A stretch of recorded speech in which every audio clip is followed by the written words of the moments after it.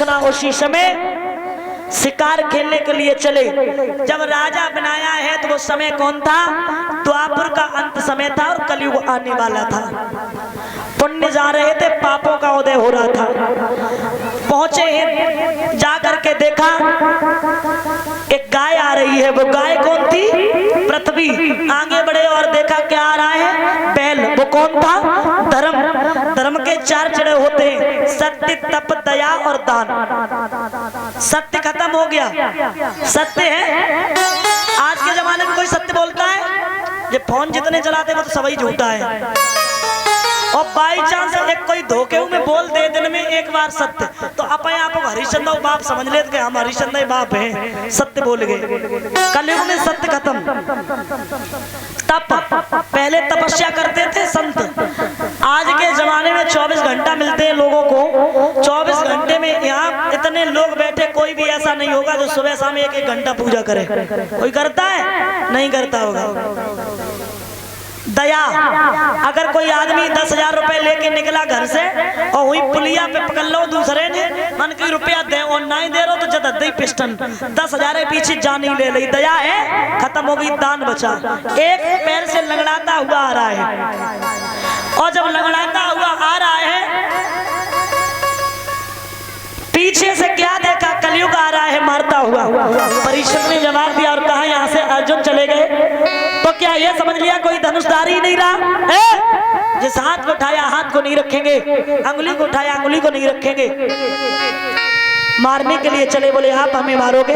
हाँ, मैं गलत नहीं हूँ। कलयुग केवल नाम आधारा, सुमिर सुमिर नर उतरे पारा। और कलयुग केवल जोग न जाना, केवल एक राम गुण गाना।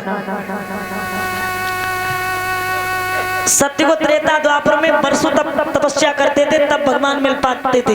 लेकिन कलयुग में ऐसा कुछ नहीं है। आप हमें मारोगे? बोले तेरे अंदर गुड़ नाम की कोई चीज नहीं है। बोले गुड़ और अबुड़ की बात करो तो राजन दुनिया एक सी नहीं, दाने के अंदर गुण भी है। अगर किसी चीज पे गौर करो तो गुड़ भी है, अब गुड़ भी है।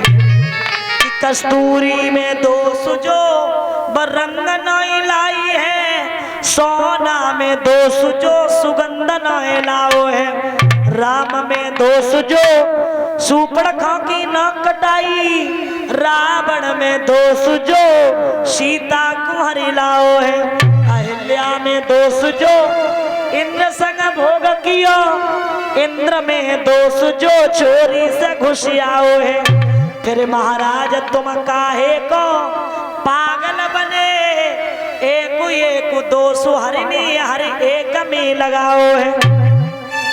किसी भी इंसान को देख लीजिए, जिसके अंदर गुड़ है उसके अंदर अब गुड़ भी है। मारो या छोड़ो। अरे मारेंगे नहीं, लेकिन आज से तू अपनी मर्जी से नहीं रहेगा। जहां जुआ खेलता हो, शराब पिलाई जाती हो, चरित्रहीनता हो, वेश्याएं रहती हो, संतों का सम्मान नहीं, भक्ति नहीं, वहां रहेगा। बोले प्रभु कोई अच्छी जगह दे देते, तो कह दिया जा तू सोना में निवास कर। तो धातु नामम सुकांचनम, धातुओं में सबसे सर्वश्रेष्ठ क्या माना गया? सोना। अब महाराज जब कहा है तो परीक्षित मुकुट पहने थे, उसी मुकुट में प्रवेश कर गया। बुद्धि भ्रष्ट हो गई परीक्षित की। लिखा है कनक कनक ते सौगुनी मादिकता दिखाए, और बाप आए बोराते है बा खाए बोरा। एक कनक का अर्थ है सोना, एक का धतूरा। धतूरा खाने से भी आदमी पागल हो जाता है, अधिक सोना मिलने से भी आदमी पागल हो जाता है। और बेईमानी का सोना होता है, उसमें कलयुग का निवास होता है। तो क्या वो मुकुट बेईमानी का था? बेईमानी का था। इनके बाबा भीम जब जरासंध से युद्ध करने गए थे, वो मुकुट ले आए थे, मुकुट बेईमानी का था, उसी में प्रवेश कर गया।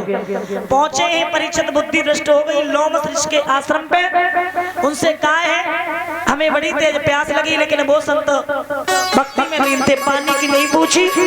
सर्प पड़ा था वहीं पे, वो गले में डाल दिया।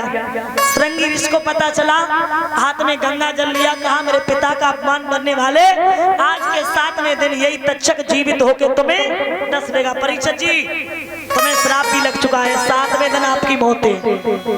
और जो कछु खाए पाओ नीको बुरो, जे तो अच्छो पहन पाओ, जो कछु धरो हो सब बताएं जाइए।